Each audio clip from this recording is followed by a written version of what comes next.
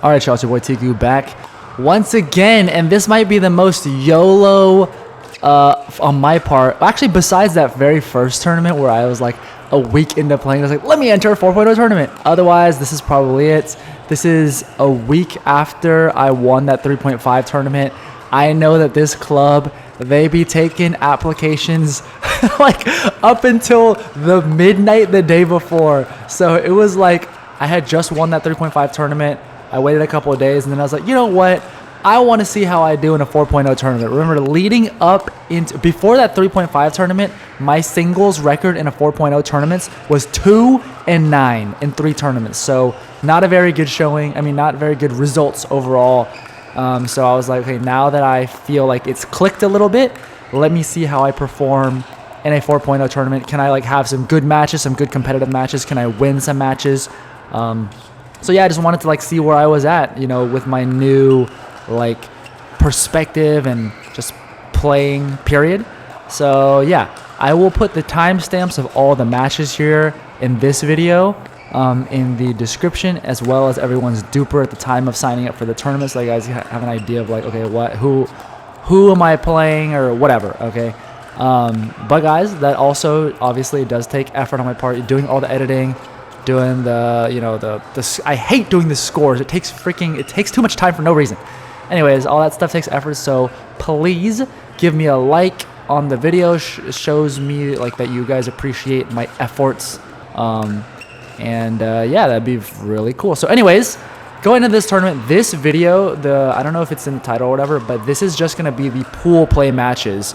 So originally there were 14 players, and they split it like, okay, Elite, this club, Pickleball Elite, or Elite Pickleball Club in Houston, they love running marathon tournaments. Like, they just want you to have 1 million matches in Duper, which is like kind of interesting. Like, it's different, like stamina, endurance, how you manage yourself in between matches becomes a lot bigger, right? So anyways, so there were 14 players. They split it into 2 pools, and then I think it was the top 4 out of each pool makes it into the bracket stage. So this video is going to show 6 matches that are all the pool play matches. So I think this one's going to be over, and there's going to be some in-between commentary.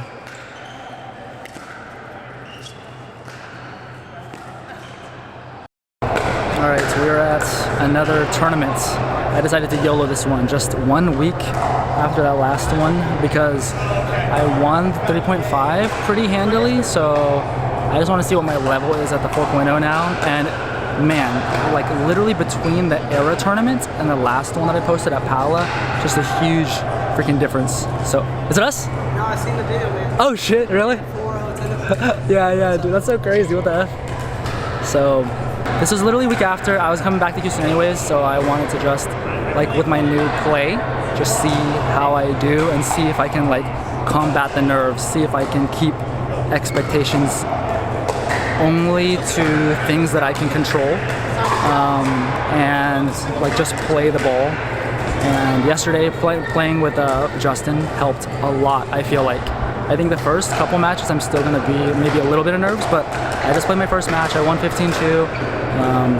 Not too nervous. Like the first couple points I felt a little, you know, strange, but settled in decently. But obviously, you know, didn't have to do like too many things. But my biggest thing is just like, one, playing the ball and not putting pressure on myself for no reason. And then my footwork. My footwork has improved so much, and it feels like me from the younger days when I was in high school and I was just gliding. Because I haven't been able to be gliding recently, so I wonder if my next match is coming up. But anyways, yeah, so that's the first match. We have this, oh, by the way, format. It's, there's 15 people in our division, 4.0 Moneyball, and split into 2 groups. So I have 8 people in my group, including me. So it's a round robin of 7 matches to 15 points. So it's gonna be a marathon. I don't know if warming up for 2 hours earlier, playing some practice games with Eli was was a smart idea, but playing with Eli did give me some confidence because I actually played well against him, so that's great. So we'll see how the rest of the matches do. This is definitely gonna have to be split into multiple videos because like too long. Okay, match number 2. You can see possibly in the video that I forgot to switch my FPS back to 60 FPS, so it's looking a little choppy here. This guy clearly looks like he plays tennis. Also a lefty, so that's a little different. But I haven't talked about like my mindset or whatever going into this tournament. So when I won that 3.5 tournament, things felt like they're clicking. If you didn't watch that video, I basically was telling myself I'm going to go in when I want to go in and not just like bum rush the net on return of serves, because one, I don't think my return of service developed that much to where I feel like I'm getting a great return. So sometimes you just get passed, and it just creates less anxiety for me. Like I like going in when I want to go in. So that's how I played that 3.5 tournament. And yeah, it made it just way easier to, I felt so much less rushed, less panicked, you know. I think that will get better with time and just getting more comfortable on the pickleball court period, and just like understanding how the ball moves and et cetera, because it is very different from tennis in that way. It's almost like very similar to, I would say, like women's tennis, in that it's really just banging in singles, you know, like there is not like, you're not really going to be looping balls from baseline to baseline. It's like attack, and you run in, you know what I mean? In terms of how you hit ground strokes, it's very just attack. It doesn't matter if the other person attacked, you're still trying to attack. Unless they like you know, hit an amazing shot, then maybe you want to hit a drop or something like that. But that's a whole different aspect. But I got to say, in this match, if you're watching this, like, I am freaking cooking. Like, I'm missing some shots or whatever, but like some of these shots are just, like, they are clean. I didn't feel pressure. And that is another thing, guys, talking about the difference between just mindset from when I was not winning any matches and then now playing better and everything. The mindset of, I had said this in that one video, but I don't know how many of you guys watched that, but pressure in terms of how much pressure you're putting on yourself.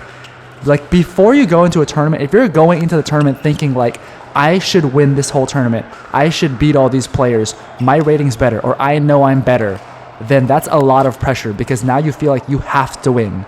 But really, when it's not a pro tournament, even when it's a pro tournament, like, what happens if you lose? Like, what do you lose?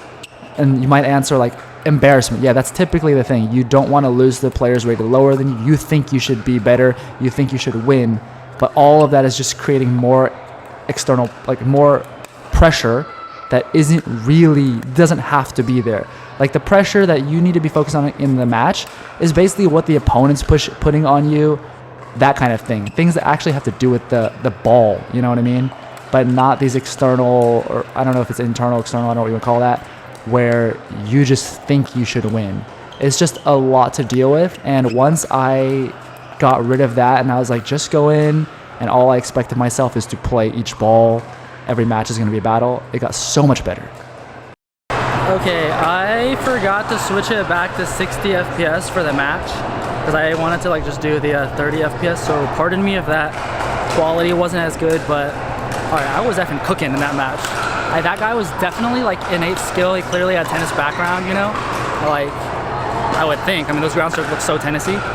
But yeah, I was effing cooking. So that was I played much better in that one than the first match. And I feel pretty good right now. I need to make sure I stay hydrated with like salt and stuff like that. I have like a bag of salt now in my backpack. My Yonex athletic bag. So that way I don't cramp. So right here I got the liquid IV. Also, if somebody wants to freaking give me like free electrolytes, that would be sick, because I don't want to pay for liquid IV. Liquid IV is way too expensive, although it is effing delicious. So 2 matches down. Oh, I think I'm on for another maybe? Yeah, I'm going on to the next one. Oh geez. Okay, so far we are 2-0 in a 4.0 tournament. I've never gotten 2 wins in a 4.0 tournament until this day. Going into match number 3. Okay, I have to say, I have seen this guy in many tournaments, and I basically knew what was going to happen in this match. I think some of the people in these the 4.0 tournaments, they're not going to be 4.0 level, or they're not going to be like that serious competitor, because the thing is that there at this tournament there is no prize money until the 4.0 category. So some people who aren't actually, you know, probably shouldn't be playing that level just yet, they will still enter the 4.0 just for the chance of like, oh, there's some money, you know. However, it's kind of like a double-edged sword because the thing is you pay extra money to put money into the pot for the Moneyball brackets, you know. So that's kind of something you have to like think about when you want to apply for these tournaments, because it is expensive, and I wish somebody would just pay for my tournament fees so I could just spam play. I would be playing tournaments like every other week if someone would pay for my tournament fees, but yeah. Anyways,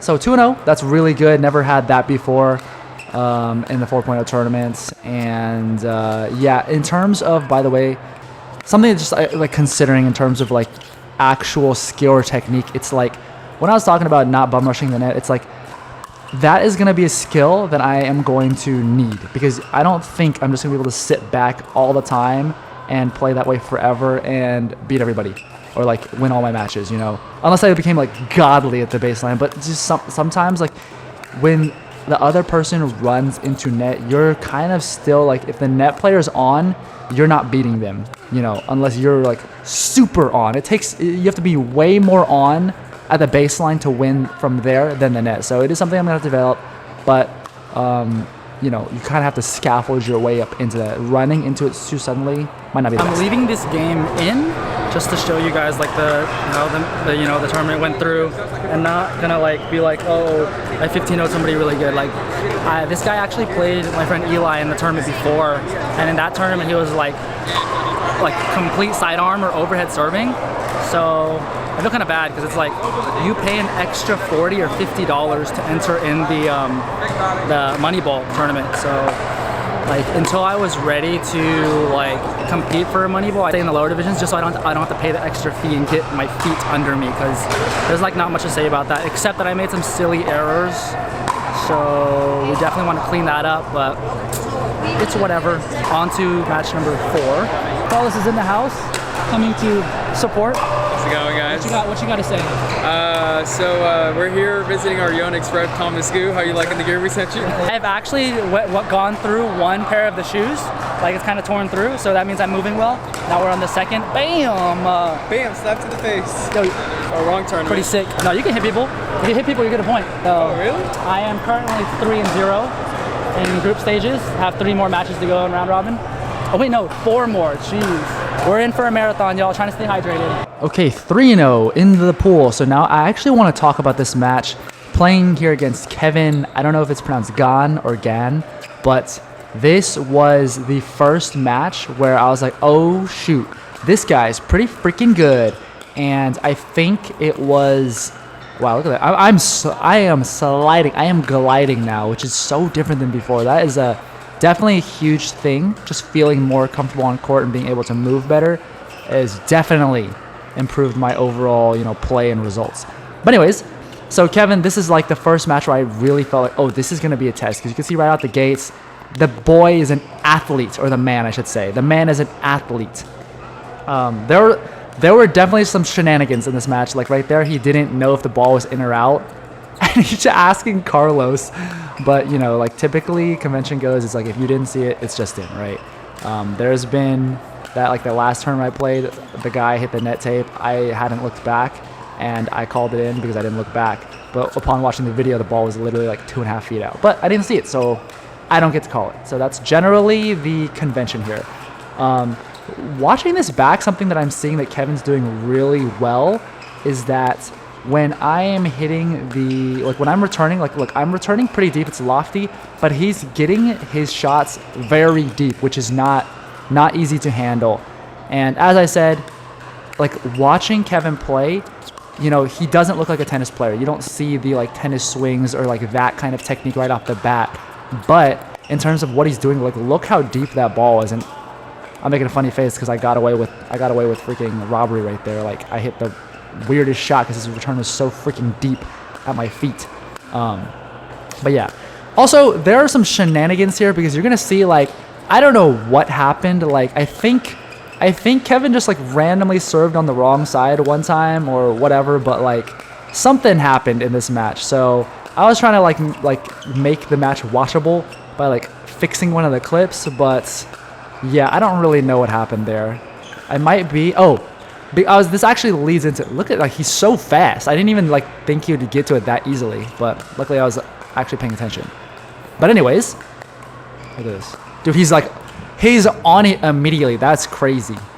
Anyways, one thing that I will say that about this specific tournament or this site that I do not want to gripe, you see right here, is they use these, I don't know what kind of balls these are. They're not like Franklin's. I can't remember what it's called. I think it's like Dura something or whatever.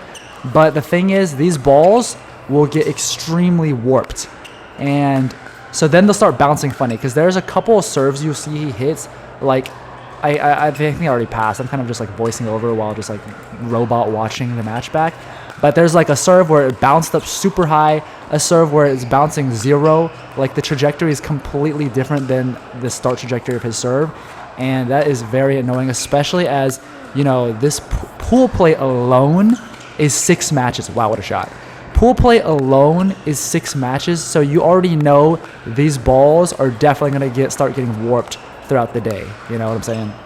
So it's kind of annoying. I think so far in my experience, I don't know, you guys can tell me what you think, but so far for me, I find the Franklin X40s to be the most. Look at that speed, y'all. The Franklin, I think already it happened. Like after we switched balls, Kevin just served on the wrong side. So that got a little weird. Like I think there's a couple of points where you're just seeing him just serve on the wrong side. So yeah, right here he's 12 points and he's serving on that side. Anyways, whatever. So yeah, the ball, I think X40s are they're just the best, you know. There's other tournaments too. Like I see this freaking ball deformation, and it just bothers me so much.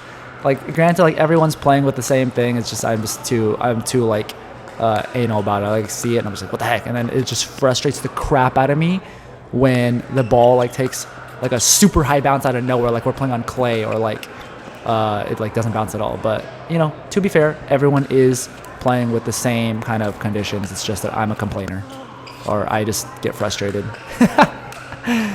Anyways, yeah. So after switching balls though, like I'm actually catching back up. You know, I'm actually making a fight because Kevin was running through me at the beginning. So that is just a terrible mistake. Also, I don't know why, but I think it might have been playing David right before, and like it was just, you know, it was like a cruise through. Going into this match, I was nervous a little bit. Like, I think that ball's out. I just didn't call it. Whatever. It's all good. Good match, dude. All right, well, I don't know why, but I got a little nervous at the beginning of that one. Maybe it's because Carlos is here watching. Who knows? But we had some epic ass points in that one. Also, if you notice, like we were playing with completely warped balls, so that was kind of annoying. So we had to switch out balls twice because he picked the ball and it was like good, and then after like 3 points, I noticed it was like doing the on the if you roll it on the ground, and then we were able to catch up a little bit. But yeah, that was a good match. I can definitely play better than that, so just gotta get in the zone. All right, the moment we've all been waiting for, the epic rock, paper, scissors duel that Brandon won. GG's. Okay, so that was a great match against Kevin. I would like to say, by the way, that like Kevin, great sportsman. Like he's just like the overall vibes. You can tell that he just wants to play people that are going to challenge him so that he can improve. Like you can like even just speaking to him, just like you totally feel like he wants to get better. He wants to be pushed. You know what I mean? It's not just about like the win. Like yes, he's competitive. He wants to win. But he likes that. He likes that, like, you know, that competition. Like it really feels like friendly competition as opposed to like just douchebag energy. You know what I mean? That I experienced a lot as a tennis player. But anyways, and speaking of tennis players, now we're playing Brandon, who is a high school tennis player currently, and he had shouted me out earlier and told me that he happens to watch the channel. And I was like, every time I hear that, it's kind of crazy to me because it's like, it's not like I have tens of thousands of subscribers. It's like I have I just hit 1.7. So it's just crazy to me. So that was really cool. And like, I like that he like came up and like just told me that, because I don't know, it's like, it's nice, you know, like I'm not going to be like weird about it. I kind of think it's really cool actually. What a lucky shot. So anyways, so going into this match, I think, by the way, like I was saying, I think I was pretty like asleep, and it was kind of like a shock to suddenly go from playing David, you know, into playing Kevin, because, you know, just like the level was so different. But I think after playing Kevin and then playing against Brandon, it's like, okay, I'm awake. I feel more loose. You already see some of these shots and how like some of these points are going. What a shot. That I am just a lot more free. And as always, it feels a lot better to be playing free and feeling like you can hit some of your shots rather than feeling some tightness, slowing down your swing speed, etc., etc. So yeah, we had some really good points in this match, and it was just like overall really fun, like a good environment, you know.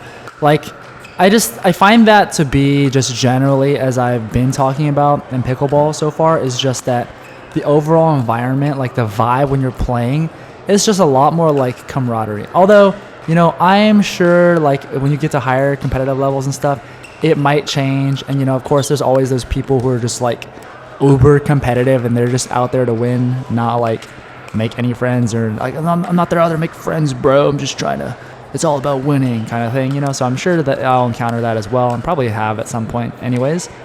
But also there's something that I gotta get off my chest, because I saw a comment on the last video and I am actually going to oh, what a crazy shot right there. You can see my reaction in live time. But I actually do like a little highlight later in this match because it's a great example.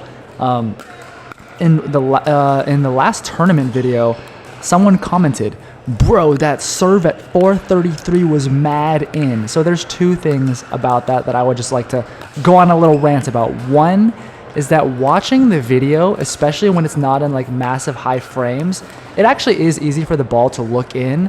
That happens a lot actually when you're watching videos and the ball looks like it might be in. But in real life, you don't see either player like questioning it, probably because it wasn't in, you know. Seeing it in real life is a lot different than seeing the frames on the camera, especially depending on the camera angle. Because you see how the camera angle right here is in like the back left? Any ball that hits that close left sideline is going to look in just because it's covering the line, but that doesn't actually mean it's in. So the first thing is just like about commenting about that on people's videos. It's like, one, just like given the benefit of the doubt right here. Boom! This 30, look at this. Do you see the left side of the ball and where it lands in the shadow? But if you were just to watch the clip, even when I saw it, I was like, oh, I can see why Brandon asked me if that ball was out, because it is pretty freaking close. But it is a thing, like when you're playing matches, you do need to be calling lines. Like you can't just be giving somebody a line call anytime it's close, you know what I mean? And just with how that goes, it's like sometimes like the line call is not going to be perfect, you know. I'm not saying that I make perfect line calls all the time anyways, but the point is like it's not, you know, just because somebody makes a bad line call does not mean they're doing it intentionally and they're trying to just F with you, you know what I mean? And I think that's the big thing. It's like everyone's going to make bad line calls, or like make a line call that's not like they saw it differently, right, at the time, you know.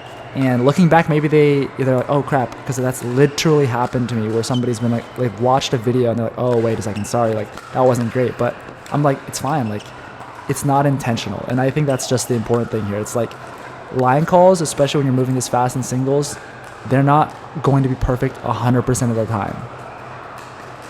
All right, that was a good bounce back. I obviously played a lot better too because of the previous match. I don't know why, I just like got nervous a little bit, and then I was like not like as focused this last match, or not that I wasn't focused. It's like it was hard for me to just think about, like it was hard for me to stay present. Like I'm trying my best, you know. But that last match, I was able to be very present and just intense and focused, and he played really well. Like we had some good ass points there, so that was, I mean, that really, honestly, there were a lot of hella close points. So now we have 2 more matches, trying to stay present and not get ahead of myself. Gotta like just stay in the zone and play the points, because like this last match, it's like I served much better. My ground strokes, I wasn't just blatantly missing. The match before, I missed so many, and I was even able to like use some drops. So just much better on my part. So yeah. Now we're waiting for the next one. We're 5 in already. It's freaking crazy. And one more point just to add on with that thing about the line calls is that one of the most important skills they always say in tennis, is to have a short memory, because sometimes the line calls are going to be very close, or sometimes you're going to see it differently, but you do need to forget about it, because you need to let go of it so you can play on and play well. Don't let it bother you too much. Although some people let it fire them up, I guess, but you know, it doesn't always really work. And especially true in pickleball because the games are much shorter in pickleball than in tennis. You don't have time to be mulling over it for 3 or 4 points. You lose 3 or 4 points, boom. You're like that's almost like a third of the whole game if you're playing to 11.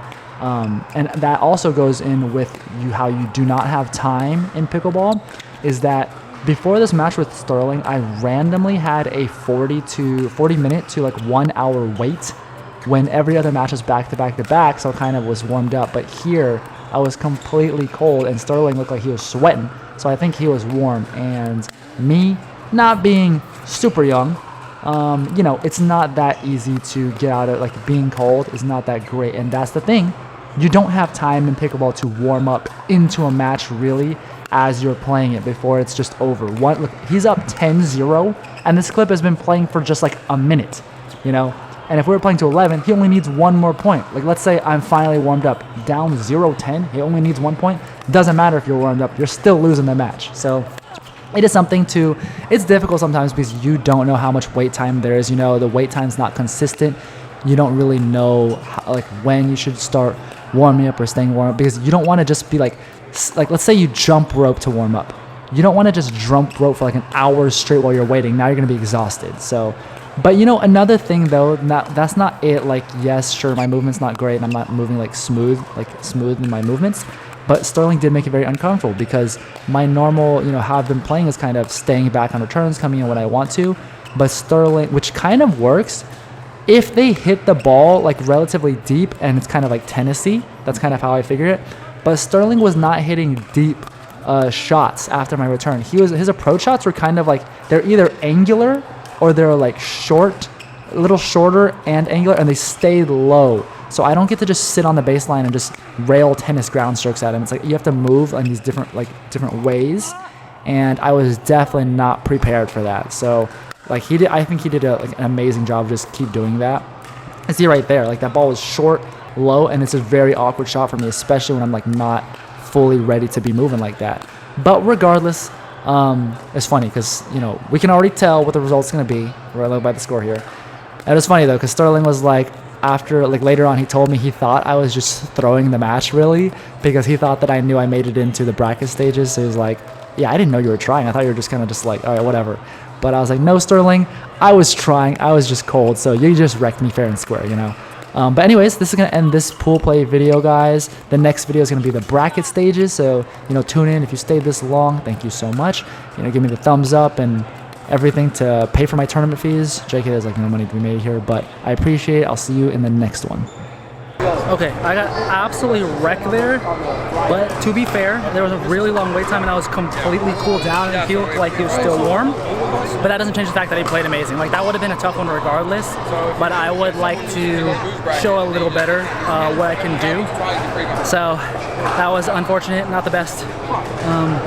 Yeah, hopefully I get on quick enough so I don't cool down again, because it's really tough to like get cooled down and warmed up into it. So yeah. All right, into the next one.